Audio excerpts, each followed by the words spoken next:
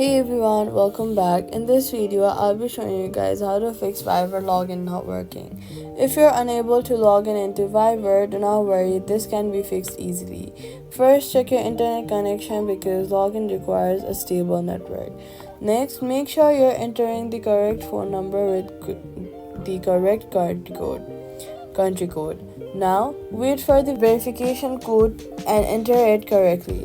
If you do not receive the code, request it again after a few seconds. If the login still fails, restart your phone and try again.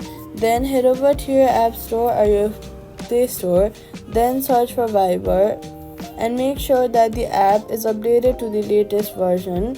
If nothing works, uninstall and reinstall the app and log in again. Now your Viber login should work properly. Thanks for watching and see you in the next guide.